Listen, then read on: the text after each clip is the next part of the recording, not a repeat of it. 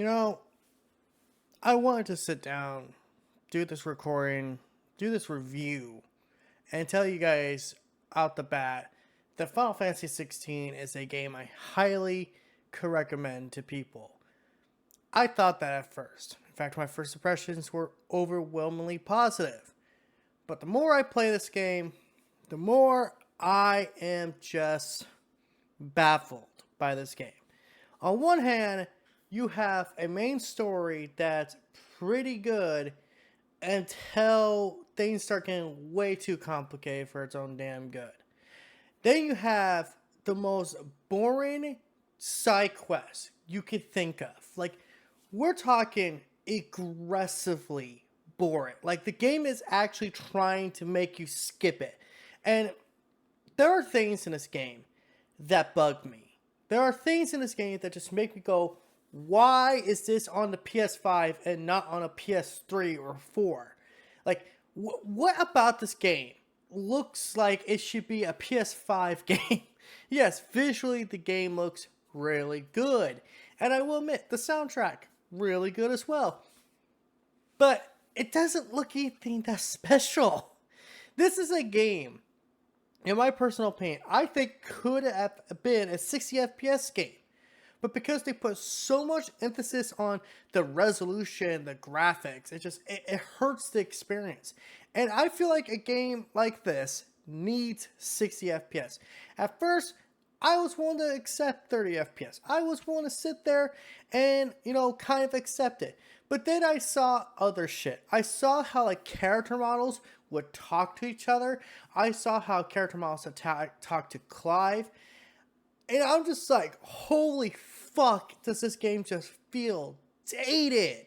This feels like a game that was originally meant for the PS4, and then they decided to shift development to PS5 because they needed more money. Like, I was like, that's what I think it is.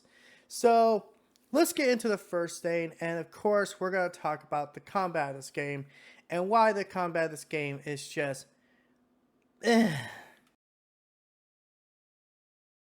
Now, when it comes to the gameplay of Final Fantasy 16, the boss gameplay is actually pretty damn good. It actually keeps you enthralled, it keeps you excited. But there's an argument to be said in the case of one particular boss fight, it just drags out.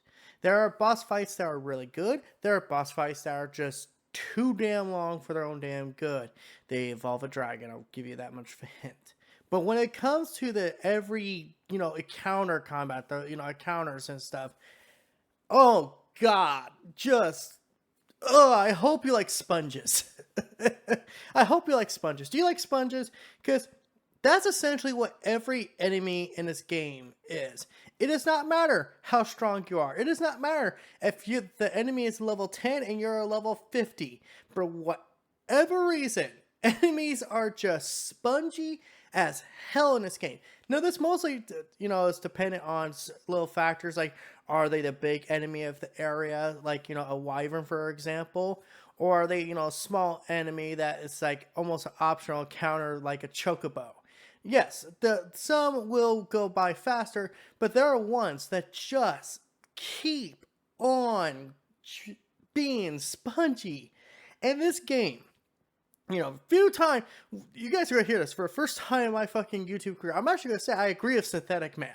This game really depends on you using your abilities, your icon attacks, to really make any progress in a boss fight. Or any progress in a fight to begin with that isn't easy a counter, like a chocobo, for example. And it's so fucking frustrating to play through it, because there's something good here. There's something fun. But it's just so boring to get through. I feel like every time I'm doing an encounter, I feel like I'm punishing myself. I feel like I'm punching myself in the jaw, trying to knock out a tooth, just because this game bores me. It just bores me to the highest level when it comes to this combat. Which, again, the boss stuff, the big icon battles, that's cool. That's the stuff I like. The rest of the stuff, boring. The enemies just, They take way too many hits. And I know some people say, we play it on easy. I don't play games on easy. When I, play a game for the first time, I always play on the default, normal difficulty. And the fact that the enemies they only improve slightly in easy, because I did try, and it's mostly because you get extra item that allows you to do more damage. And oh boy, you will talk about a grind. I did a calculations, and a friend helped me do this. We found out to max out all your icons before you get a new icon ability, because you'll get plenty of them, you will have to grind for almost 20 hours per icon. That's ridiculous. So yeah, some of these don't take as long if you do it correctly, but then the game offers the ability to reset your icons, which is kind of nice. But it's like, after a certain point, you're just going to find the icon abilities you like the most and just stick with that, because everything else is just too much of a grind. The abilities that pay out for a lot of these enemies are garbage. Now, it can be better if you get certain items in the game that help increase your attributes, but that's even just regular battles. We're not talking like the boss battles, which is kind of crazy. You could fight this giant freaking icon boss and you only get like 100 attribute points, which is fucking garbage. And I know there's like a training mode, there's an arcade mode and stuff like that. I haven't touched that stuff, I'm being fair, because I just don't find the combat that good. I just, there's something that could be good about it, but it gets dragged out. It gets dragged out, just like the plot of the story, which we're going to get into next, because good lord, the story of this game barely functions. So next is the story, and I'm going to be straightforward. The first half of this game, I guess more the intro, actually is pretty damn good. It's actually compelling. It's actually interesting. It kept me interested. I was like, oh wow, that's actually kind of good. And then after the part where the demo took place, oh god, I could go into detail about my problems with the story. I could go into detail talking about how I think they had a good concept with the Empire and all the other, regions and the Titans and the Dominants and the Bearers, the Markers, all that stuff. I could tell you that stuff is actually pretty compelling. But it all gets fucking buried underneath one problem. The main enemy himself, Ultima. Now, I'm not 100% through the story, but I can tell you exactly what Ultima is. Ultima is a creature that wants to Clive's body because Clive's body can somehow use all the other dominant icon, abilities. So like Bahamut, Ghidorah, or whatever the fuck that giant bird thing with the hot chick, Ifrit, the Phoenix, the Thunder God. You know what I'm talking about. So the idea is Ultima wants to control Clive's body so he can control all the dominance and become this new god of the world. And mind you, I'm pretty confident that's the plot for at least the Ultima stuff. Now, remember how I mentioned before that I said the start of the game was interesting and how people were actually comparing it to Game of Thrones? Well, that's the stuff I wanted to see. That's the stuff, the plotting, the human element of the game. I wanted to see the human part of this game. And my god, this game has zero human elements. Once, a bit of a spoiler here, so I'm going to put up here, spoiler alert. Once Cid dies, I honestly feel like the plot of the game just goes and somehow it keeps going lower. Because, my god, I get like Clive is supposed to be like this, special person. But Cid, like, 100% just says, Clive, you could be in charge. I don't care. I'm dead anyway. Like, it just, really? And there's this other character that he gets his eye, one of his eyes, freaking cut out, cut. He's a cool character. I like him. Jill, I don't like her. Joshua, I don't like him. The only character in the main plot I can say I like is Clive, and that's just because Clive is a blank slate. He is the stereotypical protagonist Final Fantasy hero we all know. We all know this character. It's so fucking boring. The plot of this game, it has its ups, it has its downs. There are times where it's cool, there's times where it's bad. And we're not even talking about the side quests, which I'm gonna be honest with you folks. The side quests in this game are so boring, so monotonous. They single-handedly got me to not want to play this game. I was dreading doing the side quests in this game to the point I would start skipping scenes, just like skip, skip, skip, skip, skip, skip, skip, skip, skip. I was pressing the X button so many fucking times, I thought I was gonna break it. But you know what I realized? The developers might even know that this game doesn't have a very compelling story, because guess what you can do? If you push the touchpad during a scene, you could skip that dialogue. And we're not talking just the side quest. We're talking the full-blown main story going too. So, are the developers aware of how boring this story is and how stereotypical it is? It's the most generic Final Fantasy story you could come up with. You know, in the case of something like Final Fantasy VII, I can actually applaud Final Fantasy VII for actually having a compelling narrative, an actual compelling narrative. I can applaud Kingdom Hearts 2 for having a compelling narrative. Not the best, but definitely a good one. This is not nowhere near those. This is like the most mid that a story could get. It's every Final Fantasy game, and yet somehow not every Final Fantasy game. I want to touch about this quickly because I should have touched about this on the gameplay section, but this game is so much like Kingdom Hearts, it actually hurts. Kingdom Hearts at least actually feels like an actual RPG. This feels like Devil May Cry combined with Final Fantasy and like make the safest game possible, which would be Kingdom Hearts. And just, I don't know, man. Like I said, there's good parts in the story. There are parts that are cool, but my God, do they just drag it out? This should be a 20-hour plot at most. I am 30 hours in, and I still am going through the bullshit. I'm going through the minutia just to find that little grain of good story.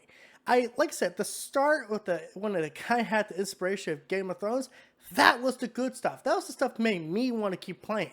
You know, seeing the relationship with these characters. But once Ultima comes into the picture, which surprisingly happens soon, I was like, oh, this is the real antagonist. This is the real antagonist. We're taking out the mother crystals just because that's what we do in this game.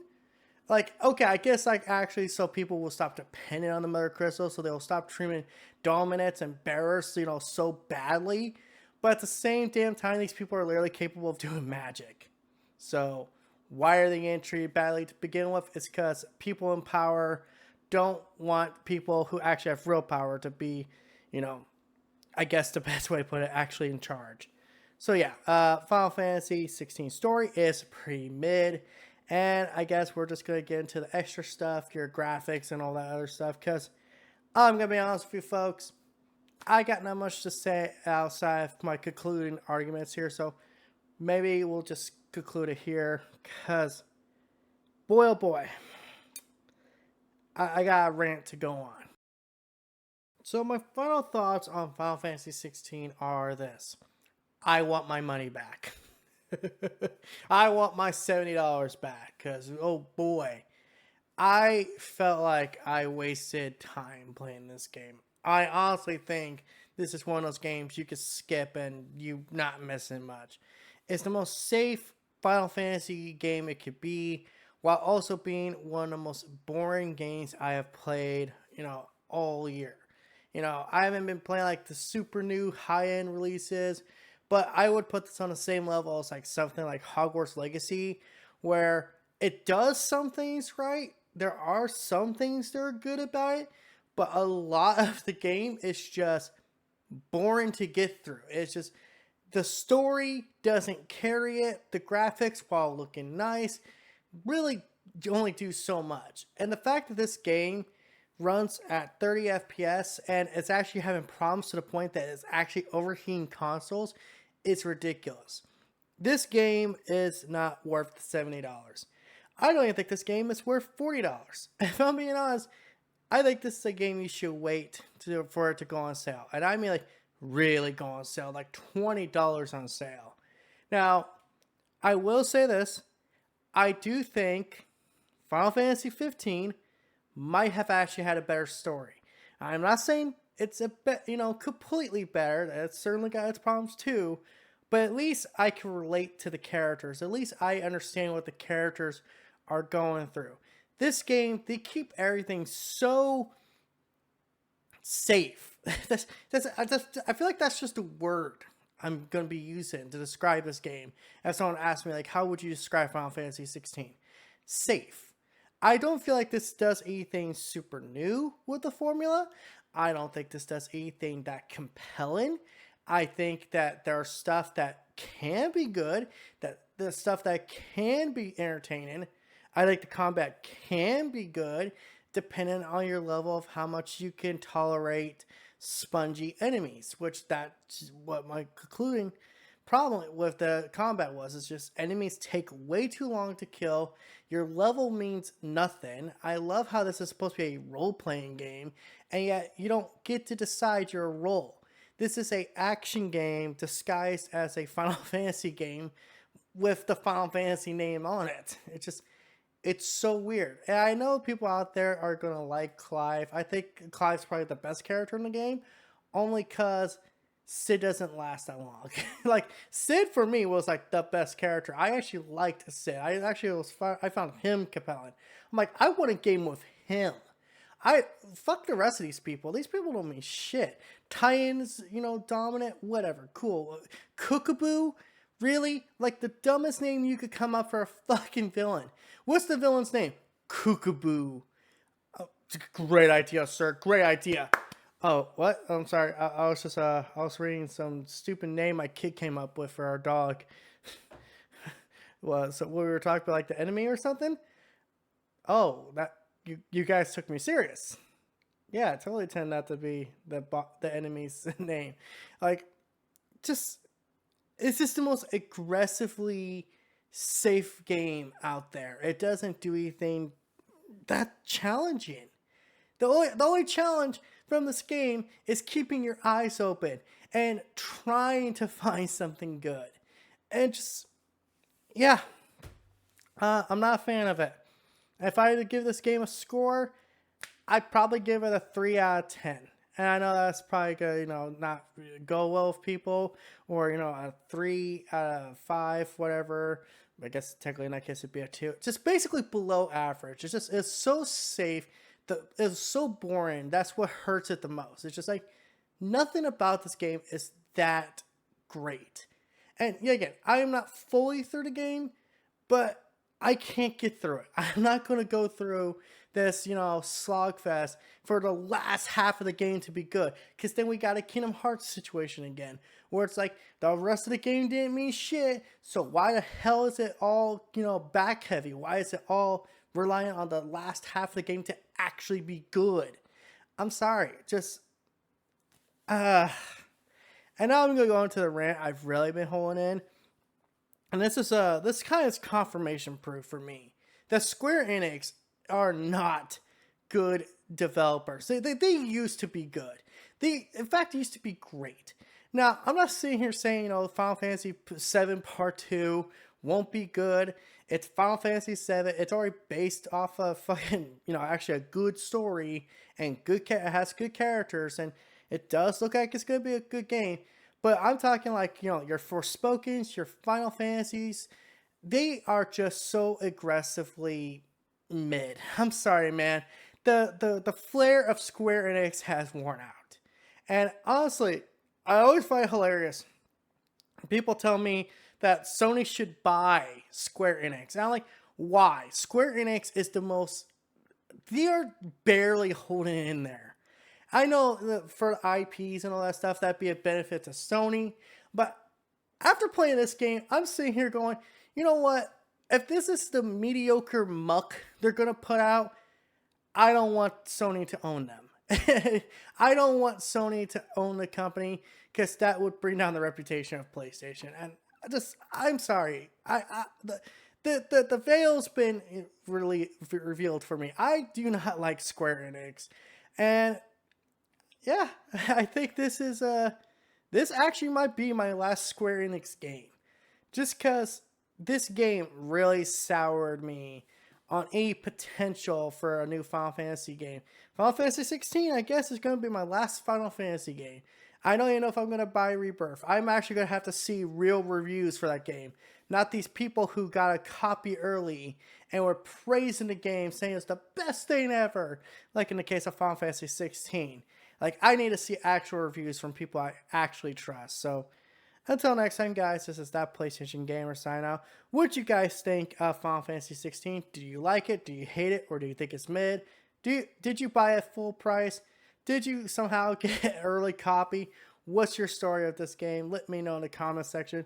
And until next time, I am going to go play something that's actually good. So I guess Bug Snacks is on the list.